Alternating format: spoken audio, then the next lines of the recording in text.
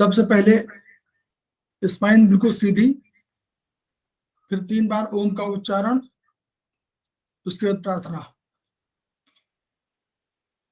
ओ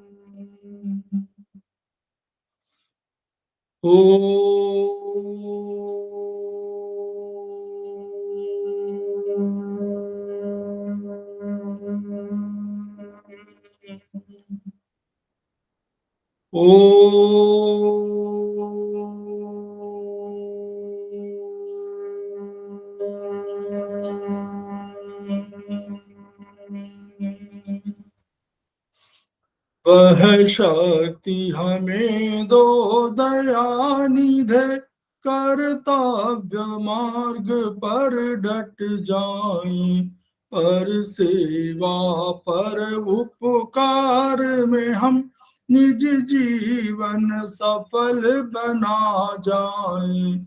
वह शक्ति हमें दो दयानिधे, कर्तव्य मार्ग पर डट जाएं। हम दीन दुखी निबलों विकलों के सेवक बन संताप हरे, जो है बिछड़े भूले भटके उनको तारे खुद तर जाएं। वह शक्ति हमें दो दयानिधे, कर्तव्य मार्ग पर डट जाए। छल देश दंभ पाखंड झूठ अन्याय से निश दिन दूर रहे, जीवन हो शुद्ध सरल अपना, शुच प्रेम सुधारस बरसाए।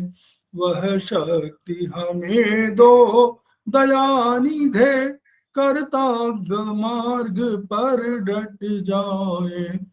निज आन मान मर्यादा का प्रभु ध्यान रहे, अभिमान रहे, जिस देव भूमि में जन्म लिया, बलिदान उसी पर हो जाए। वह शक्ति हमें दो दयानिधे, कर्तव्य मार्ग पर डट जाए। पर सेवा पर उपकार में हम निज जीवन सफल बना जाए।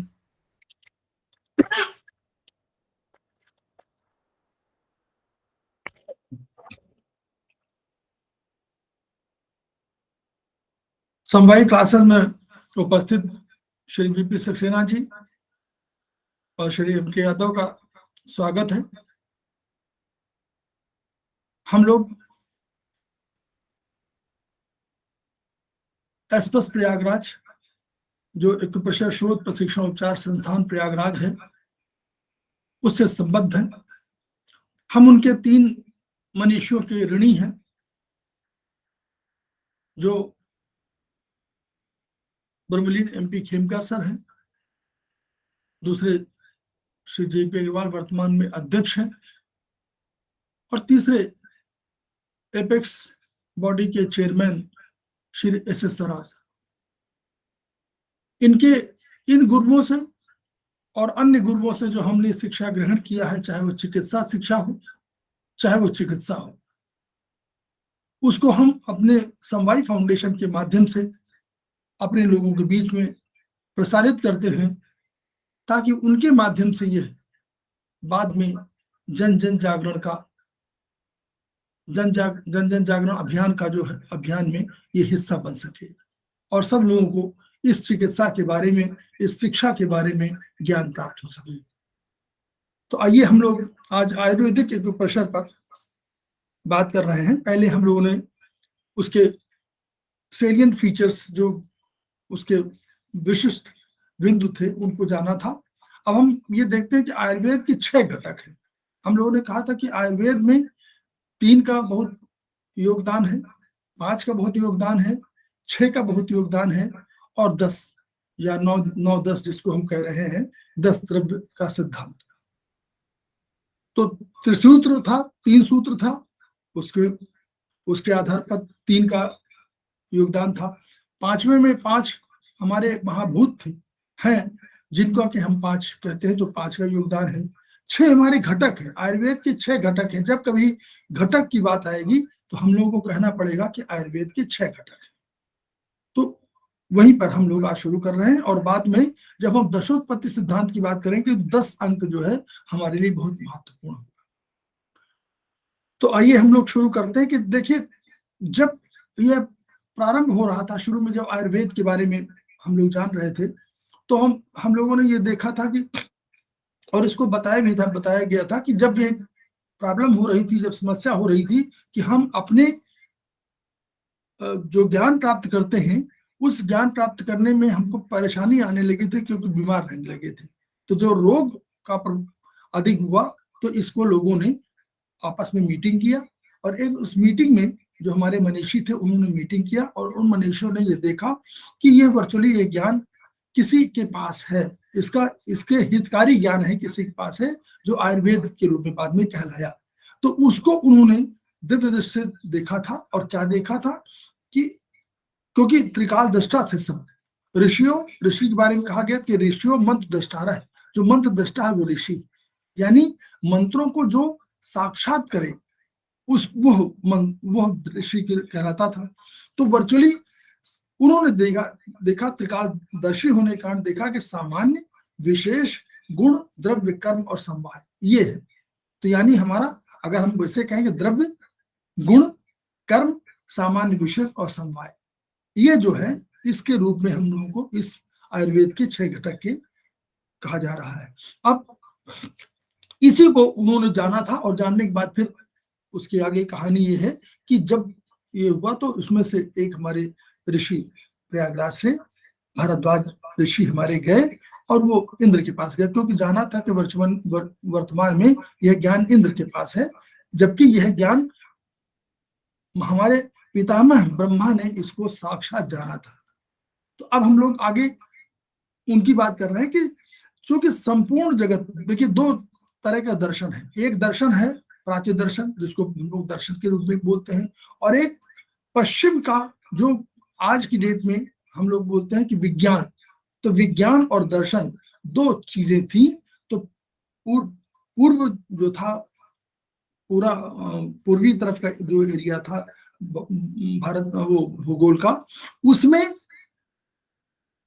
भारत और चाइना, चीन और भारत दोनों ज्ञान के दर्शन पर आधारित थे, और विज्ञान पश्चिम की सभ्यता के रूप में आया। तो पश्चिम की सभ्यता ने ये बताया कि नहीं, संपूर्ण, उन्होंने भी माना कि संपूर्ण जगत द्रव्यात्मक है। हम भी कह रहे थे, यानी भारतवर्ष में, और चीन भी कह रहे थे कि हमारा संपूर्ण जगत द्रव्यात्मक है। अब द्रव्यों को संख्या अनंत हो सकती है, क्योंकि जबकि अभी तक पश्चिम ने 118 खोजे हैं, तो उन्होंने कहा कि 118 अवयव हैं, द्रव्य हैं, और उन द्रव्यों को एलिमेंट्स कहा गया। मान लीजिए एलिमेंट्स कहा गया, उन्होंने एलिमेंट्स कहा, और कहा कि 118 है। हम ये मानते हैं कि अनंत अनंत द्रव्य है, लेकिन सारे द्रव्यों को हम एक साथ कहीं ना कहीं उसको सामान्य विशेष के उदाहरण में कहीं ना कहीं उसको कम करते हैं। तो पश्चिम जगत ने माना कि 118 है, हम लोगों ने माना कि नहीं, ये उससे कम है। तो अब जो पश्चिम की चिकित्सा पद्धति थी, वो एलोपैथिक पद्धति है, हम लोग जानते हैं। हम लोगों की जो पद्धतियां हैं, उसमें आयुर्वेद भी है, एक्यूप्रेशर भी है, एक्यूपंक्चर भी है, योग है, प्राणिक है, हीलिंग है, रेकी है, हिप्नोटिज्म है, रंग चिकित्सा है, सूर्य चिकित्सा है, स्वर चिकित्सा, गंध चिकित्सा, तमाम है। तो इन सब के आधार पर सारी चिकित्सा का मूल उद्देश्य क्या है कि व्यक्ति को स्वस्थ करना। कोई भी रोगी हो तो उसको स्वस्थ करने का यह हम लोग का सिद्धांत है। अब जब द्रव्य, हम लोग मानते हैं कि सभी द्रव्य हैं, यानी पूरा जगत द्रव्य से भरा हुआ है। द्रव्य तो शून्य से अनंत तक सभी द्रव्य माने जा रहे हैं। तो अब जब द्रव्य है सब, तो हम उनके क्या, उनका स्ट्रक्चर, उनका स्वरूप है, जो वही तो बदल सकता है। और उनके गुण और कर्म बदल सकते हैं। अदरवाइज तो सभी सभी द्रव्य है, जब सभी द्रव्य है तो केवल उनका स्ट्रक्चर बदल सकता है या उनका फंक्शन बदल सकता है। तो अब पश्चिम जगत ने माना कि गैस, द्रव और ठोस ये है। विज्ञान ने इस मैटर को इस रूप में माना कि मैटर समाप्त तो नहीं होगा, लेकिन गैस, द्रव, ठोस में परिवर्तित हो सकता है। तो उन्होंने त्रयात्मक द्रव्य भी माना। तो हम लोगों ने माना, उन्होंने बहुत से आधार पर माना 118 तत्वों की जो खोज किया, उसमें ऑक्सीजन, हाइड्रोजन, यूरेनियम में ये सब, लोहा, ये कैल्शियम वगैरह कहा। हम लोगों ने क्या कहा, उन्होंने गुण कर्मों का अलग अलग प्रॉपर्टीज बताई। इन्हीं 118 तत्वों की पश्चिम जगत ने विज्ञान के माध्यम से सभी के गुण और कर्मों को अलग अलग परिभाषित किया। पूर्वी जगत ने क्या किया, जो भारत वर्ष, जो आयुर्वेद या हमारा एक्यूप्रेशर, इन्होंने क्या किया, इन्होंने कहा कि ये हमारा जो पूरा अनंत द्रव्य है, इन द्रव्यों को उन्होंने एक कंसाइज रूप में 5 भागों में बांट दिया। कहा कि ये इतने तत्वों के बारे में कंटिन्यूटी में नहीं बात हो सकती है, तो उस द्रव्य के जो भाग किए, उन भागों में से 5 भागों में उसको बांट दिया। तो उन भागों में उन्होंने कहा कि जो मनुष्य की या जो मानव का शरीर बना हुआ है, तो चाइना ने क्या कहा, चीन के वैज्ञानिकों ने, चीन के दार्शनिकों ने क्या कहा, उन्होंने कहा कि काष्ठ, अग्नि, पृथ्वी, धातु और जल, ये तत्व माने उन्होंने।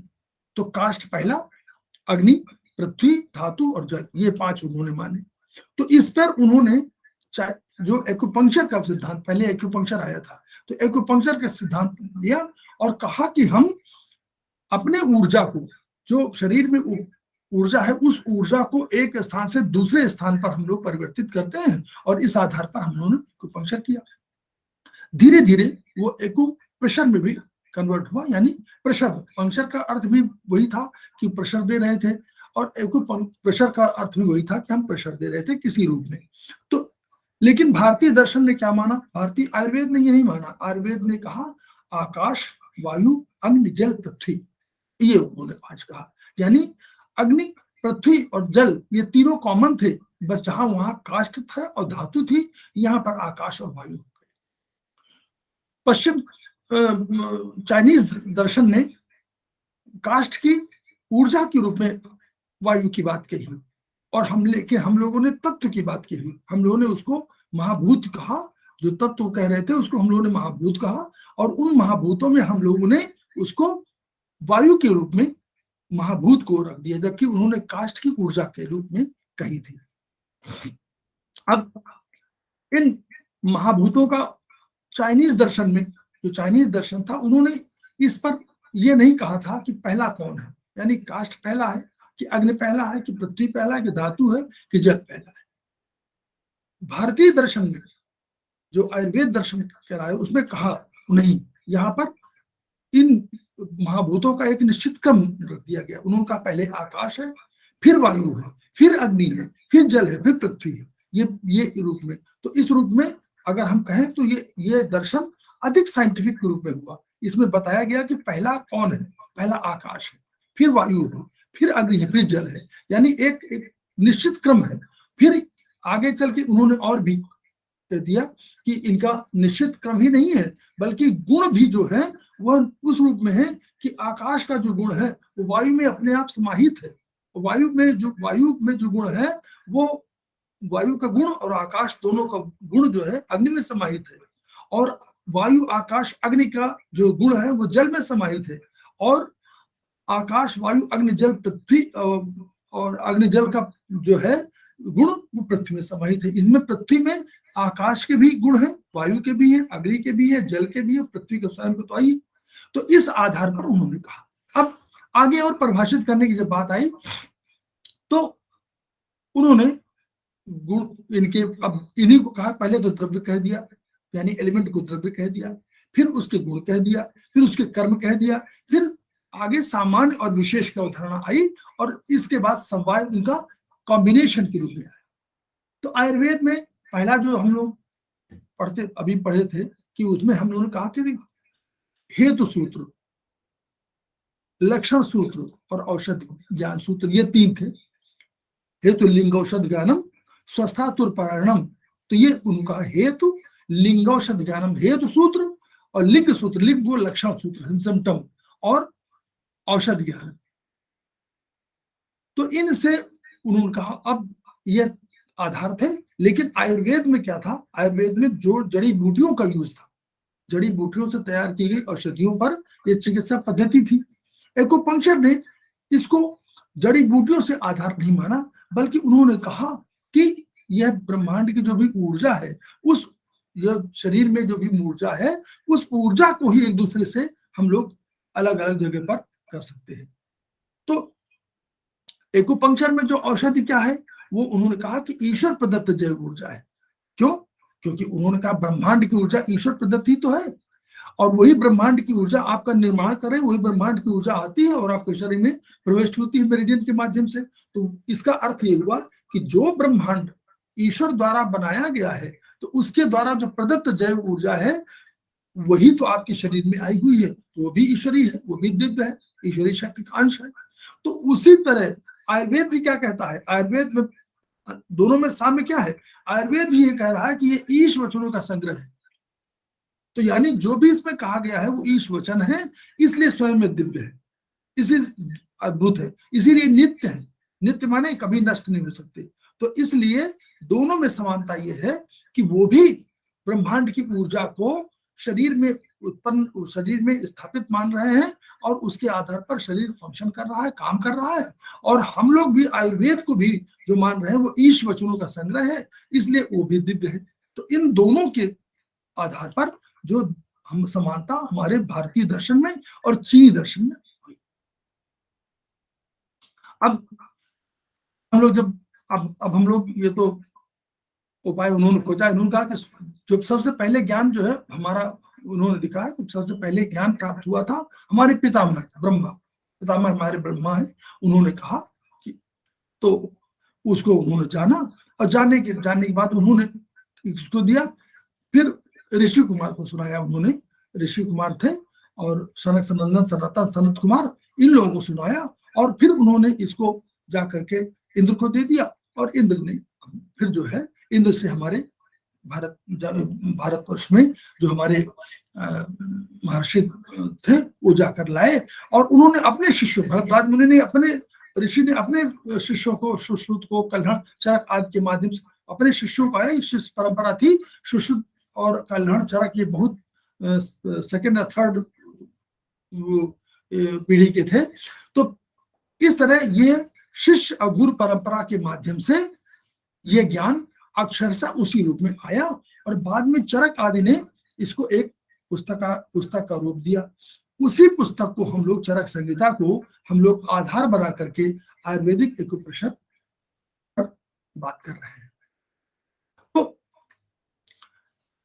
चीनी दर्शन का एक सिद्धांत जो येलो एम्परर है, वो 3rd सेंचुरी बीसी के आसपास ये येलो एम्परर की मीमांसा की गई। हालांकि इसके पहले भी ज्ञान रहा होगा, लेकिन जो किताब के रूप में आई वो येलो एम्परर आई। अब ये समझने बहुत इंपॉर्टेंट किताब है, जैसे हमारा आयुर्वेद है और चरक संहिता है, इसी तरह येलो एम्परर उनके हाथ थी, और इसी में उन्होंने सारा का सारा अपना ज्ञान चाइनीज एक्यूपंक्चर का उसमें रखा हुआ है।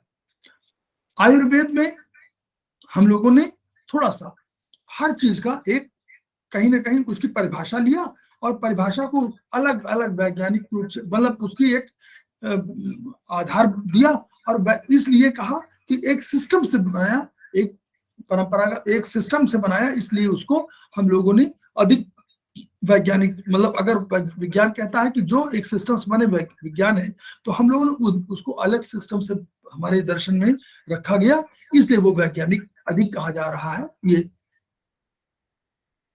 द्रव्य की परिभाषा में हम लोग आए, क्योंकि ये घटक जान लेंगे तो हम लोगों को, हालांकि हम लोग पढ़ा हुआ, लेकिन यहाँ हम लोग चरक के माध्यम से विस्तृत रूप से पढ़ रहे हैं। तो द्रव्य को उन्होंने कहा, द्रव्य की परिभाषा, हर चीज की परिभाषा दी उन्होंने दिया। चाहे तो द्रव्य की परिभाषा में क्या है, यत्राश्रिता कर्म गुणा कारणम समवाय तद्रव्यम। और फिर कहा कि क्यों कहा यत्राश्रिता कर्म गुणा, मतलब आप इसको समझिए ठीक से कि यत्र आश्रिताः कर्म, कर्म और गुण जिस पर आश्रित हूं, ये द्रव्य एक आधार है, द्रव्य को आधार मानो, इस आधार में ही कर्म और गुण आश्रित हैं। यत्राश्रिता कर्म गुणा और कारणम समवायत तद्द्रव्यम, जिसमें द्रव्य, जिस द्रव्य में कर्म और गुण आश्रित है और जो कारणम का है समवायत, समवायी कारण है, समवायी कारण नहीं, समवायी कारण माने, कारण माने जिसके वजह से ये गुण कर्म है, मतलब आश्रित है, जब तक आश्रित है तो इसी, जब तक समवायी कारण अगर द्रव्य है तभी तो ये स्थिर रह पाएंगे वो। तो समवायी कारण कौन है? द्रव्य। तो इसलिए जो जिस द्रव्य में कर्म और गुण आश्रित हों, उसमें छिपे हुए हों, और जो द्रव्य गुण कर्म का समवायी कारण हो, ये हमारा द्रव्य जो है ये समवायी कारण है। यानी अगर कोई भी वस्तु हम लेंगे तो जो उसमें गुण होंगे वो कर्म होंगे उसी पे आश्रित होंगे, और वो है द्रव्य दोनों का समवायी कारण होगा, माने सबको समवेत रूप में, एक रूप में लेने वाला होगा, उसे द्रव्य कहेंगे। उदाहरण का दिया लकड़ी द्रव्य। अब लकड़ी देखिए, लकड़ी एक द्रव्य है, उसको हमने कहा लकड़ी में क्या चीज है, लकड़ी में छोटा बड़ा खुरदरा चिकना जो भी है वो क्या है, वो उसके गुण है। क्यों? क्योंकि वो भी तो उसमें छुपा हुआ है। लकड़ी में छोटा बड़ा छुपा हुआ, खुरदरा चिकना छुपा हुआ है, हल्का भारी सब छुपा हुआ है। और क्या है? जलना उसका कर्म है, जलना भी उस तत्व जो है उसमें छिपा हुआ है, जलने का जो कर्म है वो भी उसमें छिपा हुआ है, और जलना उसका कर्म है। जलने लगती है लकड़ी तो हम समझते हैं कि हाँ लकड़ी, तो ये कर्म जलना है उसका। तो इस प्रकार, लेकिन समवायी कारण कौन है? अगर लकड़ी ना हो तो छोटा बड़ा खुरदरा चिकना हल्का भारी कुछ नहीं होगा, और जिनका जलना हो पाएगा। तो लकड़ी में ही हल्का भारी छुपा हुआ है, छोटा बड़ा छिपा हुआ है, खुरदरा चिकना छिपा हुआ है, और जलना भी छिपा हुआ है। तो ये उन्होंने कहा।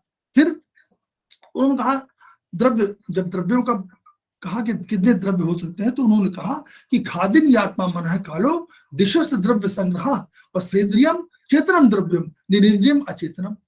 उन्होंने कहा कि खा माने आकाश, आदीन, खादीन माने खा आदि, खादी खा माने आकाश, तो आकाश, आकाश आदि माने आकाश, वायु अग्नि जल पृथ्वी, ये सब समाहित होकर खादीन हो गए।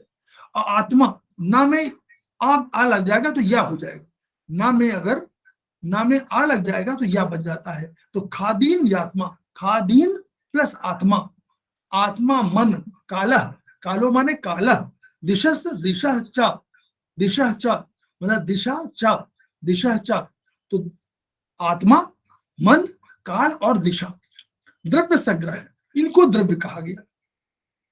ठीक, फिर कहा गया तो अब कितने हो गए?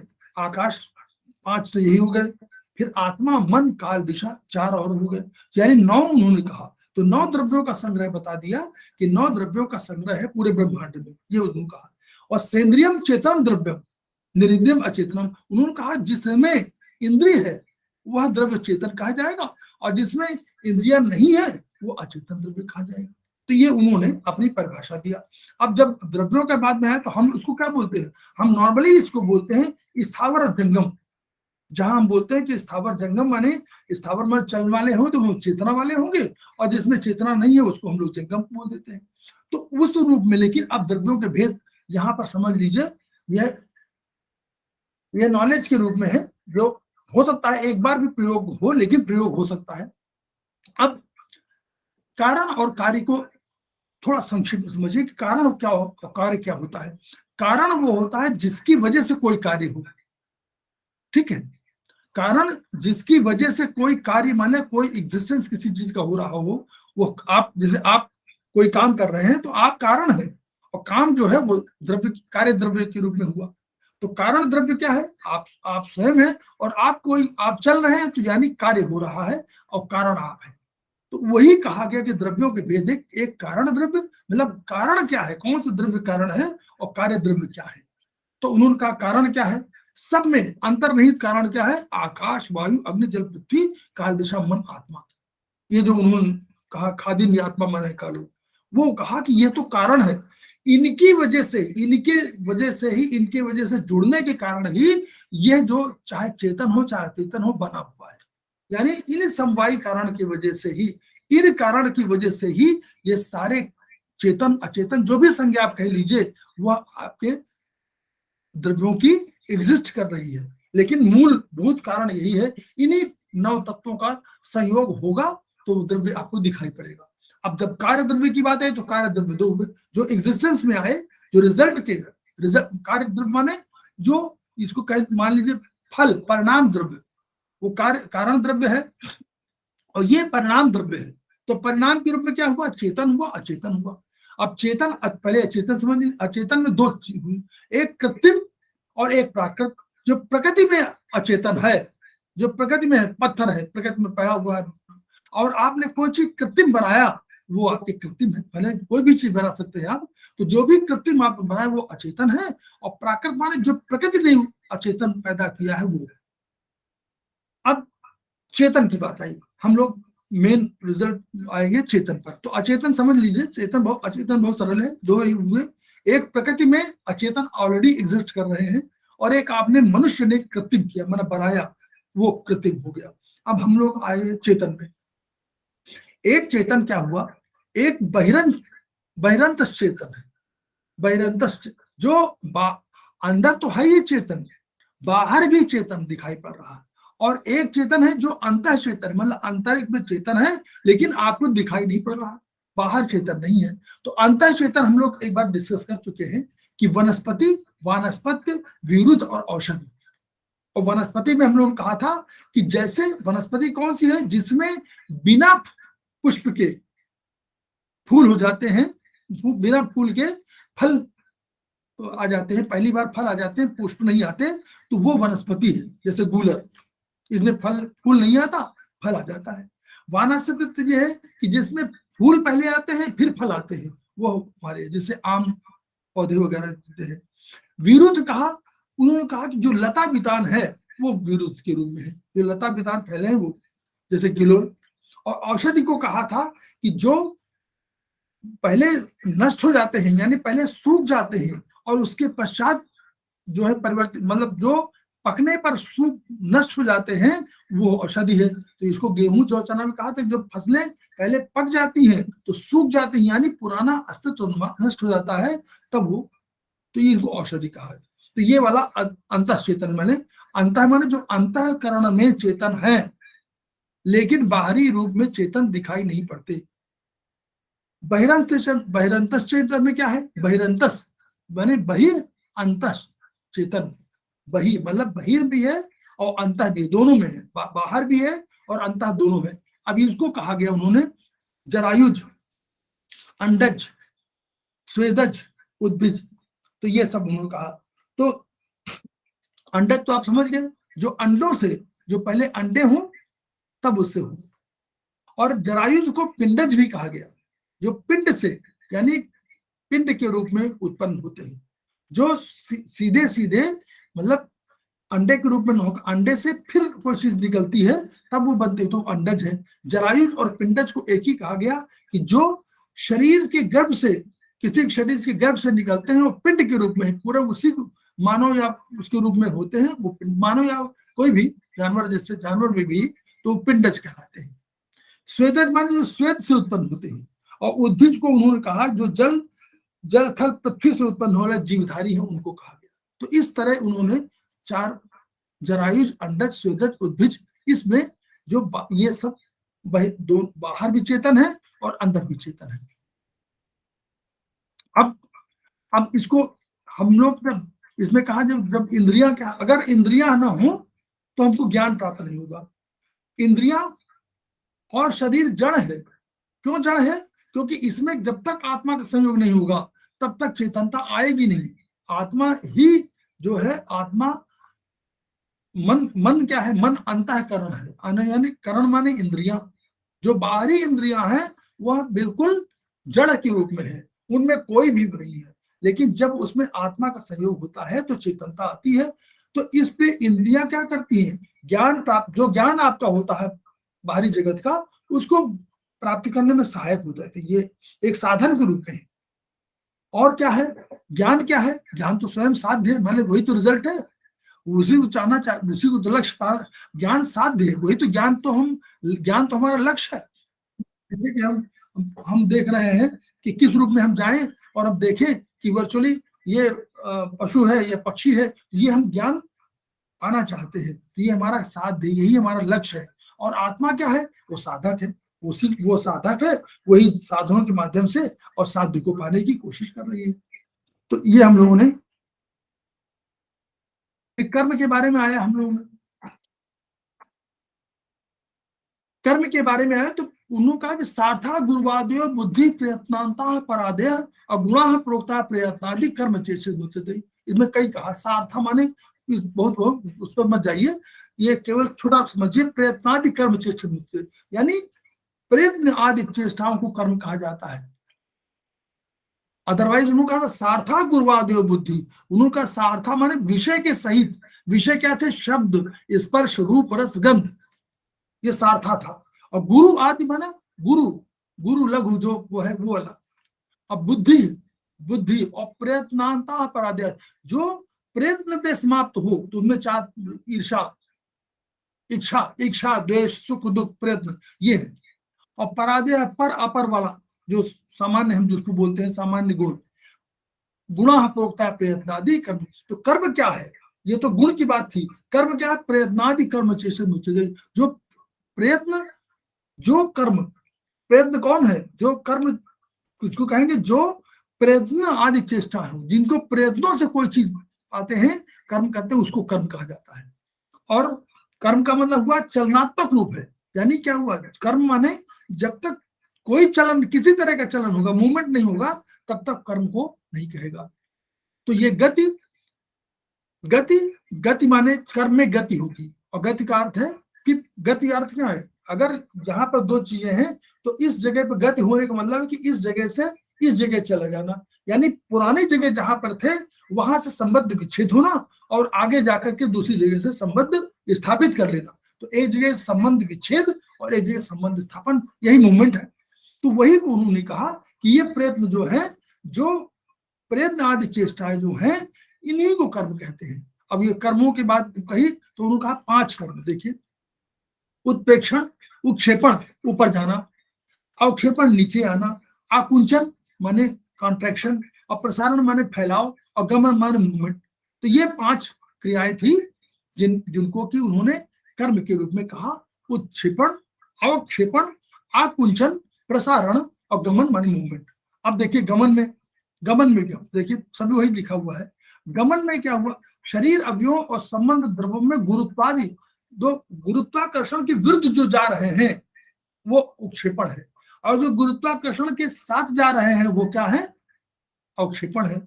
आकुंचन, सीधे न हो करके उसे आप उसमें संकोचन कर रहे हो, वो आकुंचन है। प्रसारण में आकुंचन के विपरीत क्रिया को प्रसारण कहेंगे। और गमनम में 5 आ जाएंगे। देखिए, वमन, विरेचन, निरूपण, अनुवासन और तिर्यक गमन, 5 है। वमन, जहां शब्दों में अंतर हो समझ लीजिएगा। एक है वमन, पहला वमन, दूसरा विरेचन, तीसरा निरूपण, चौथा अनुवासन, 5वां तिर्यक गमन। कहीं कहीं करेक्शन कर लीजिएगा जहां जहां करेक्शन हो। वमन विरेचन है, भ्रमण नहीं है। वमन है, विरेचन है, फिर निरूपण है, फिर अनुवासन है और तिर्यक गमन, ये 5 होती है। अब ये कर्म का लक्षण क्या है? इन्होंने एक और कहा, संयोगे च विभागे च कारणम द्रव्यमाश्रितम और कर्तव्य से क्रियाकर्म कर्म नान्यपेक्षित। अब संयोग और विभाग में कारण है कौन? यही। और द्रव्यमाश्रित है, द्रव्यम आश्रितम माने द्रव्य में आश्रित है। क्या? कौन सा? संयोग और विभाग में, यानी संयोग माने मिलना, विभाग माने अलग होना।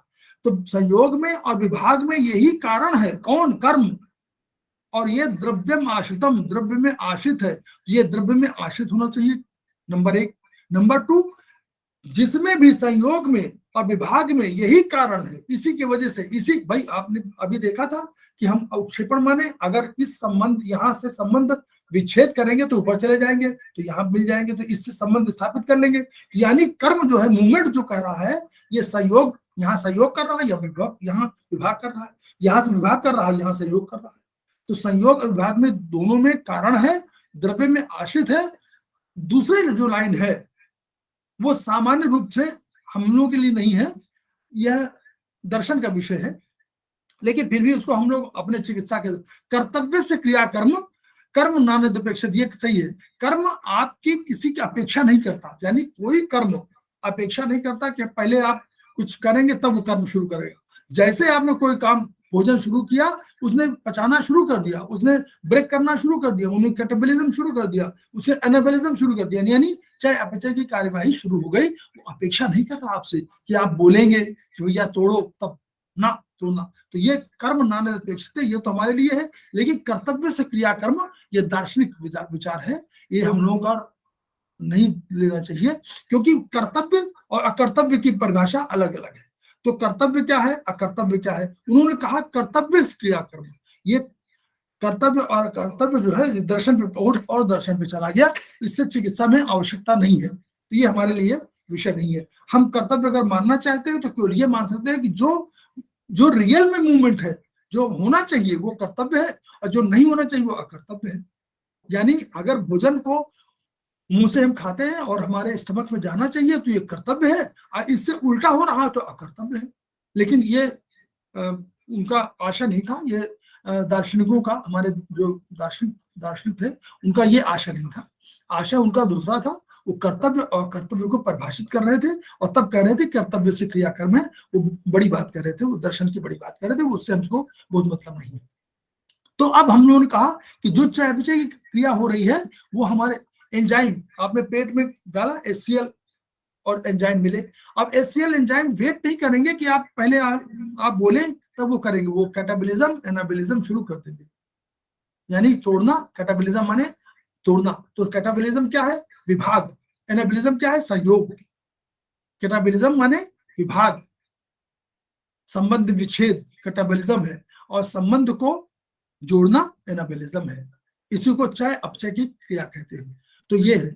अब देखिए तीन भाग है, पाचन क्रिया के तीन भाग है। इंजेशन, इंजेशन माने इन लेना, जेशन माने लेना, इंजेशन माने लेना, भोजन लेना। डाइजेशन माने डाई, इंजेशन, तीनों शब्दों पर आप लोग थोड़ा सा इसलिए सोचें कि अगर इन शब्दों को ग्रहण करते रहेंगे तो जहां अंग्रेजी हिंदी जहां भी आएगी हम लोग उसको रूप में एक्सेप्ट करेंगे। इंजेशन माने लेना, डाइजेशन माने ब्रेक, एब्जॉर्प्शन माने उसको सोख लेना, और एक लास्ट में होता है इजेशन, इजेशन माने निकाल देना। पूरे क्रिया को जो ऊपर से शुरू होती है, पहले इंजेशन, फिर डाइजेशन ब्रेकिंग होती है, एब्जॉर्प्शन शोषण होता है, और बाद में इजेशन, ई जैसे IN की जगह ई लगा दीजिए, बस जेशन वही रहेगा। डाई की जगह वही लगा दीजिए, DI की जगह लगा दीजिए ई, जेशन वही रहेगा। तो ये है, तो ठीक है, ये हो गया गुण। अब गुण क्या हो गया? समवायी तू निश्चेष्टा कारणम गुण। देखिए गुण क्या है? जो समवायी मतलब अर्थात किसी के आधार पर रहने वाला पदार्थ है, लेकिन निष्क्रिय है, स्वयं निष्क्रिय है, और पंचविध कर्मों से रहित हो और कारण हो, यही है। यह क्या है?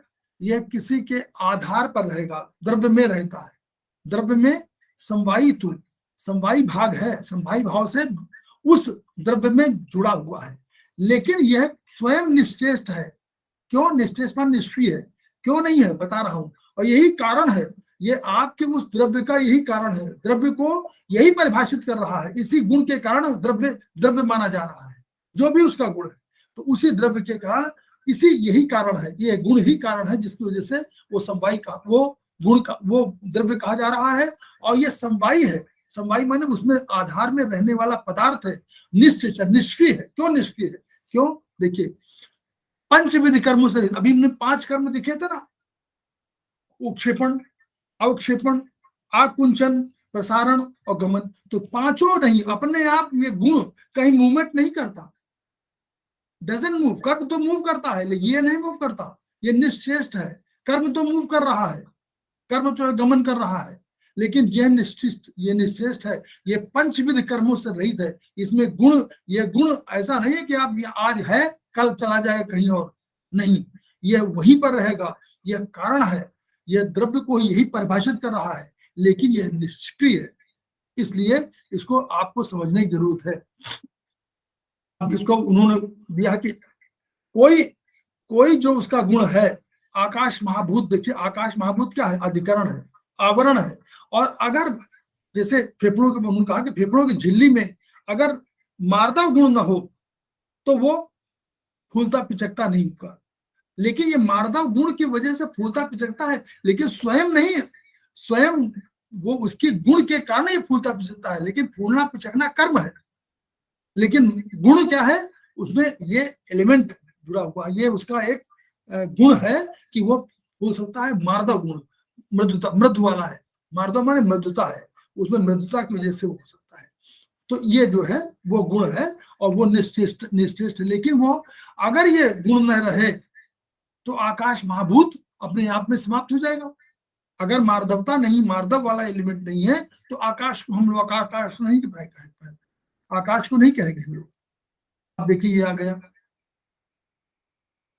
अब आ गया ये देखिए, आकाश के हम लोगों ने पहले भी पढ़े थे, लेकिन अब लोग पढ़े कि गुण क्या है। मृदु, मृदु गुण।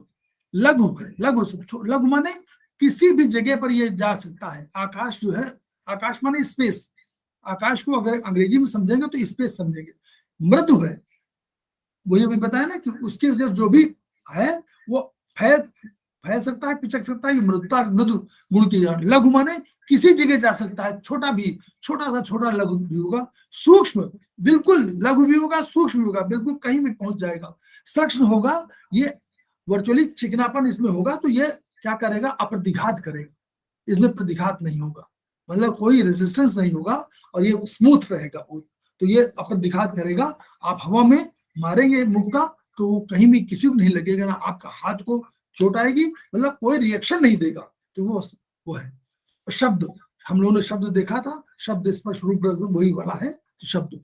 कर्म क्या है, मार्दव, मार्दव माने मृदु से बना मार्दव।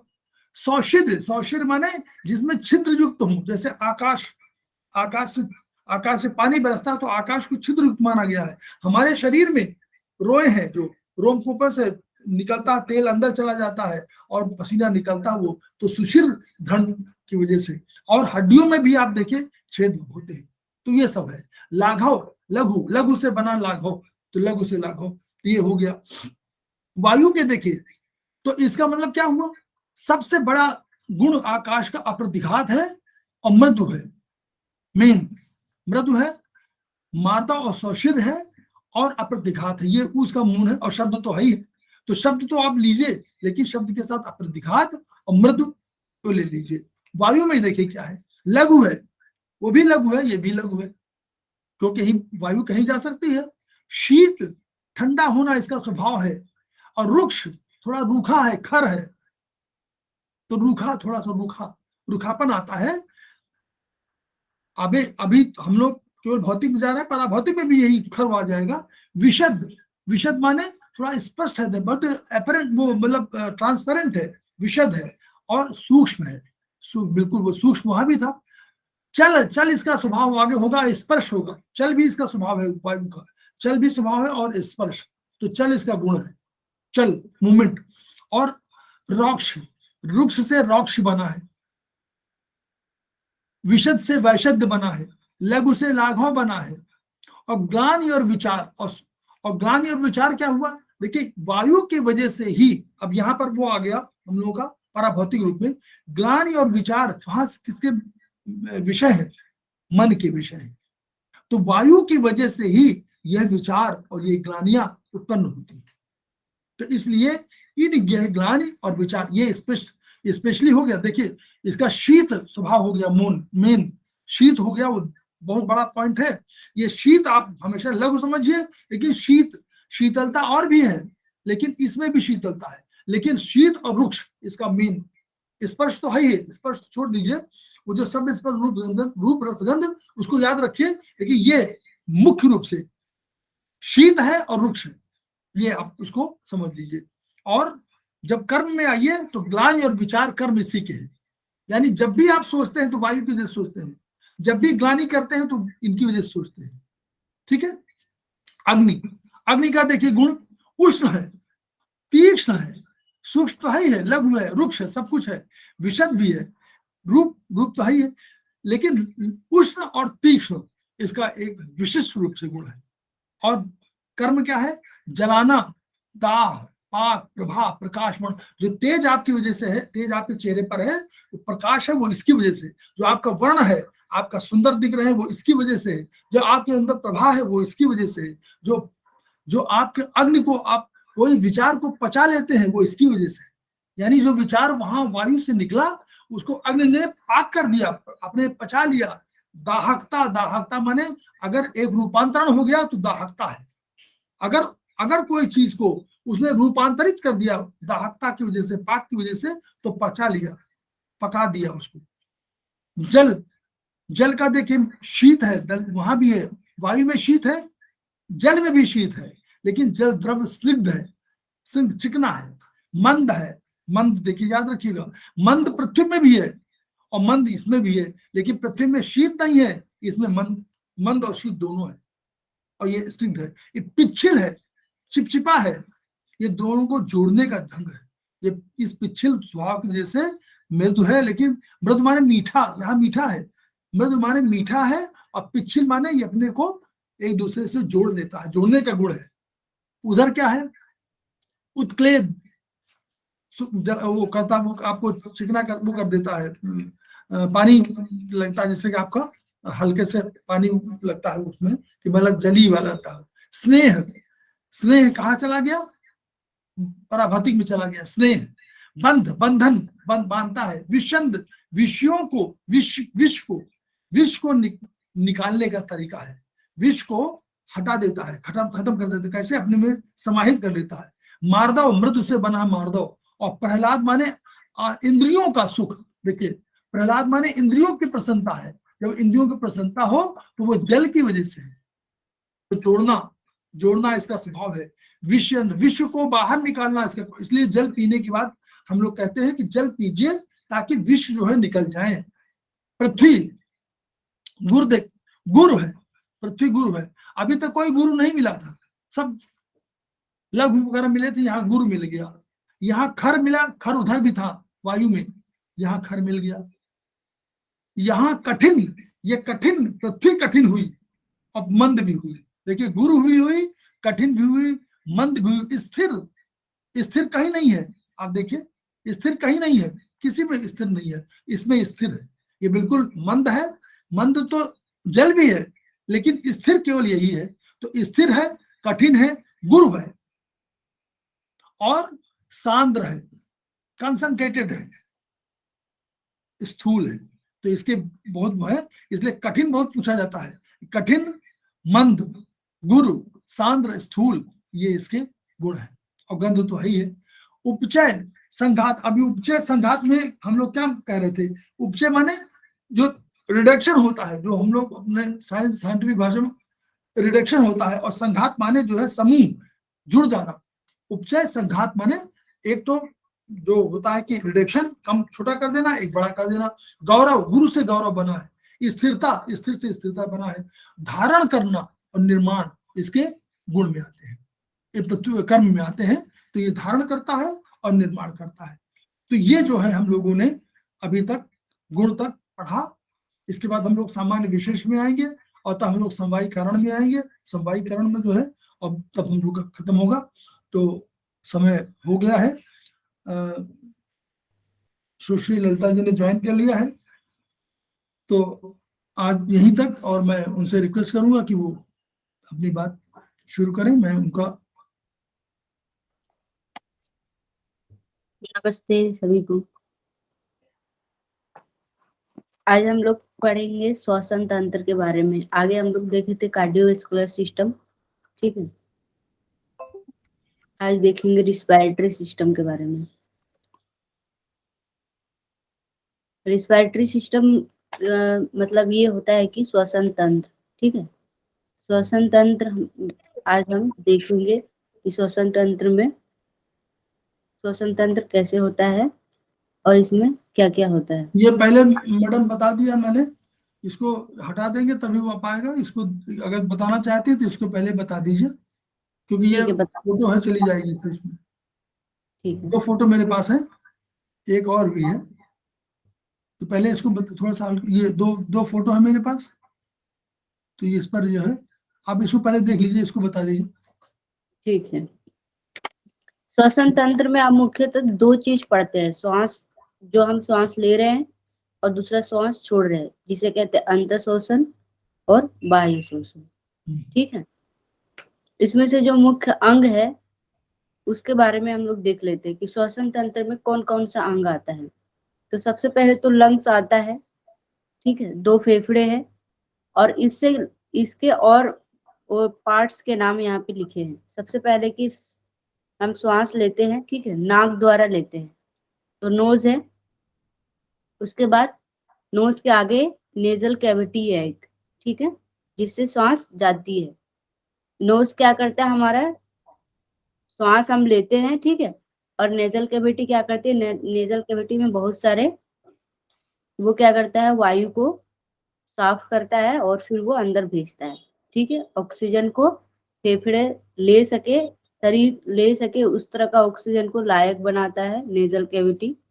ठीक है, उनको वायु को, जो प्रदूषित वायु है हमारे वायुमंडल में, तो बहुत तरह के गैसेस है, ठीक है, उसमें से जो शरीर को चाहिए वो लेती है। ठीक है, नेजल कैविटी। और उसमें क्या होता है, वायु में कुछ गंदे भी होते हैं, धूल मिट्टी भी होती है, वो नेजल कैविटी सोख लेती है। ठीक है, गंदगी अंदर नहीं जाती है, सिर्फ वायु जाती है। फिर उसके बाद है थ्रोट, जिसे कहते हैं फेरिंग्स। ठीक है, नेजल कैविटी के आगे है फेरिंग्स। ठीक है, उसके नीचे आएंगे तो मिलेगा वॉइस बॉक्स, या जिसे लेरिंग्स भी कहते हैं। वॉइस बॉक्स को लेरिंग्स कहते हैं। ठीक है, वो पाइप आती है, दो पाइप है हमारे वैसे गले में, दो तरह के, एक विंड पाइप होता है जिसके बारे में हम लोग अभी पढ़ेंगे, और हम लोग डाइजेस्टिव सिस्टम में देखे थे फूड पाइप के बारे में। ठीक है, तो फूड पाइप आगे है हमारा और विंड पाइप पीछे है। ठीक है, ये है नोज हो गया, नेजल कैविटी हो गया, फेरिंग्स हो गया, वॉइस बॉक्स हो गया। इसमें वॉइस बॉक्स में क्या होता है, ऑक्सीजन जाती है हमारे वॉइस बॉक्स की साइड, फिर वहां पे ना कंपन होती है, फिर हम जो बोलते हैं वो शब्द जो है, जो आवाज है वो शब्दों के रूप में निकलती है। ठीक है, इसे वॉइस बॉक्स या वोकल कॉर्ड भी कहते हैं। ठीक है, या स्पीच बॉक्स भी कहते हैं। उसके बाद आगे जैसे ही आएंगे तो दो लंग्स है। ठीक है, अब दो लंग्स के अंदर भी हम लोग देखेंगे कि लंग्स के अंदर जो मतलब वो जो लेयरिंग्स है, आगे आके वो दो भागों में बढ़ जाती है। ठीक है, ये देख लीजिए, आगे ये जो दो भागों में बढ़ जाती है इसे कहते हैं ब्रोंकाई। ठीक है, और फिर ब्रोंकाई के बहुत सारे छोटे छोटे ब्रांच होते हैं, जिसे ब्रोंक्यूल्स कहते हैं। ठीक है, अब इसमें देख लीजिए, इसमें नेजल कैविटी दिखाया है, फेरिंग्स दिखाया है, लेरिंग्स, जिसे लेरिंग्स को क्या कहते हैं, वॉइस बॉक्स कहते हैं या स्पीच बॉक्स कहते हैं। फिर आगे आगे आ गई लेरिंग्स के बाद आ गई ट्रेकिया। ठीक है, इसका इस पार्ट्स के नाम है, विंड पाइप के जितने सारे पार्ट्स है और उसके अलग अलग नाम है, और सभी पार्ट्स के अलग अलग कार्य भी है। ठीक है, ट्रेकिया के बाद जो ये दोनों भागों में बढ़ जाती है, इसका नाम है ब्रोंकाई। देखिए यहाँ पे लिखा है ब्रोंकाई। ठीक है, और ब्रोंकाई के बाद जो छोटे छोटे और पार्ट्स होते हैं, उनके बहुत सारे ब्रांच होते हैं, जिसमें गुब्बारे की भांति लगा रहता है इस ब्रांच में, उसे ब्रोंक्यूल्स कहते हैं। और छोटे छोटे उसी ब्रांच में छोटे छोटे क्या रहता है, गुब्बारे की जैसी एल्वोलाई लगा रहता है, जिसे लंग्स का यूनिट कहते हैं। मतलब लंग्स का स्ट्रक्चरल और फंक्शनल यूनिट, यानी लंग्स के सेल कहते हैं उसे, उसका नाम है एल्वोलाई। वही है मुख्य रूप से लंग्स का यूनिट, और वही पूरे लंग्स का जो कार्य है, वो लंग्स का कार्य कौन करता है, वो सेली लंग्स के सेल करते हैं, उसका नाम है एल्वोलाई। उसका कार्य है गैस को एक्सचेंज करना। ठीक है, फुल्ला और पिचकना। ठीक है, आगे हम लोग देखेंगे, ये जो हमारा लंग्स है, ये ये लंग्स को डायफ्राम वाला देखिए, डायफ्राम लाइन। ठीक है, ये डायफ्राम लाइन है, ये फैलने में और सिकुड़ने में डायफ्राम लाइन मदद करती है। ये देखिए, ये डायफ्राम का जो, हाँ ये वाला बता दीजिए मैडम, ऐसे होता है देखिए, ऐसे डायफ्राम है, और ये बाद में यूं हो जाएगा, नीचे की तरफ यूं हो जाएगा फैल करके। ये फैलता है तो डायफ्राम ऊपर जाती है, फिर ये सिकुड़ता है, मतलब इसको सपोर्ट करता है। ठीक है, इसको मदद करता है सांस लेने में। उसके बाद इसमें रिब्स भी, बाहर की साइड हमारा रिब्स भी है, ठीक है, जो हॉरिजेंटली फैलने में मदद करता है। रिब्स क्या करता है, एक तो लंग्स को सुरक्षा करती है, दूसरा ये फैलता है, सांस लेते हैं तो ये फैलता है और ये उसके साथ साथ फैलता है और ये सिकुड़ता है, ठीक है। ये इसके बारे में हम लोग देखेंगे कि कैसे लंग्स ऑक्सीजन को ऑक्सीजन को लेता है और कार्बन डाइऑक्साइड को बाहर करता है, कैसे क्या करता है उसके बारे में देखेंगे, ठीक है। श्वसन तंत्र शरीर की कोशिकाओं की उनकी मेटाबॉलिक एक्टिविटी हेतु ऑक्सीजन आपूर्ति करने और उनकी मेटाबॉलिक एक्टिविटीज के दौरान CO2 को शरीर से बाहर निकालने का कार्य करती है। श्वसन तंत्र में यही तो देखते हैं कि O2 को वो लेता है और CO2 को बाहर करता है, उसी प्रोसेस को हम लोग जानेंगे, ठीक है। तो O2 का क्या कार्य हमारे शरीर में, ईंधन का कार्य करता है, ठीक है। कहीं भी अगर आप आग जलाएंगे ना, आग जलाने के लिए ऑक्सीजन की आवश्यकता होती है, बिना ऑक्सीजन के आग नहीं जलेगी, बुझ जाएगी। इसीलिए ये आग क्या करती है, ये खाना बनाती है हमारे शरीर में, ये भोजन बनाती है, ऑक्सीजन और ग्लूकोज मिलकर ऊर्जा बनाती है, ठीक है। तो ये ऑक्सीजन की आवश्यकता है। मेटाबॉलिक एक्टिविटी मतलब वो ब्रेक डाउन होता है, जो हम ग्लूकोज हो गया हमारा, प्रोटीन से एमिनो एसिड, प्रोटीन से एमिनो एसिड और फैट से फैटी एसिड, ग्लूकोज जो हम कार्बोहाइड्रेट खाते हैं उससे क्या होता है, ग्लूकोज मिलती है। ये सभी चीजों को वो क्या करती है, ब्रेक डाउन करती है, ठीक है। उसके लिए ऑक्सीजन की आवश्यकता होती है। इस तंत्र में जो अंग है उसके बारे में देखेंगे क्या क्या अंग है। पहला है ऊर्ध्व श्वसन यानी अपर रिस्पिरेटरी ट्रैक्ट, और अर्ध श्वसन यानी लोअर रिस्पिरेटरी ट्रैक्ट। मतलब अपर रिस्पिरेटरी ट्रैक्ट ये जो है ना रिस्पिरेटरी सिस्टम, इसको दो भागों में बांटा गया है, अपर रिस्पिरेटरी ट्रैक्ट और लोअर रिस्पिरेटरी ट्रैक्ट। अपर में क्या आ जाएगा, सबसे पहले हमारा नोज भी आएगा, ठीक है, लेकिन हम लोग ट्रैक के बारे में पढ़ रहे हैं। तो नेजल कैविटी है, नेजल कैविटी के बाद जो है वो नेजोफेरिंग्स है, ठीक है, और लैरिंग्स है, ठीक है, जिसे हम देखे थे, इसे वोकल कॉर्ड कहते हैं या स्पीच बॉक्स भी इसे कहते हैं, ठीक है। उसके बाद जो नीचे है लोअर रिस्पिरेटरी ट्रैक्ट, उसमें क्या क्या आता है, उसमें ये क्या है, ये लेरिंग्स में समाप्त होता है। अपर रिस्पिरेटरी ट्रैक्ट और लोअर रिस्पिरेटरी ट्रैक्ट लेरिंग्स से स्टार्ट होता है, उसके लेरिंग्स और लेरिंग्स के नीचे, और ऊपर लेरिंग्स और लेरिंग्स के ऊपर, ठीक है। नीचे क्या आएगा, लेरिंग्स आएगा, ट्रेकिया, ठीक है, ब्रोंकाई जो दो पार्ट्स में बटे होते हैं, छोटे ब्रांच जो उनके बड़े ब्रांच है वो ब्रोंकाई है, जो छोटे छोटे ब्रांच है वो ब्रोंक्यूल्स है, ठीक है। और जो छोटे छोटे ब्रोंक्यूल्स में जो गुब्बारे की तरह लगा होता है उसे एल्वुलाई कहते हैं, यानी लंग्स के यूनिट है, ये लंग्स का स्ट्रक्चरल और फंक्शनल यूनिट है, ठीक है। नेजल कैविटी से लेकर ट्रेकिया तक का मार्ग वायु के आने जाने का मार्ग मात्र है, जिसमें वायुमंडल वायु को शरीर के कंडीशन या शरीर के लायक बनाता है, ठीक है।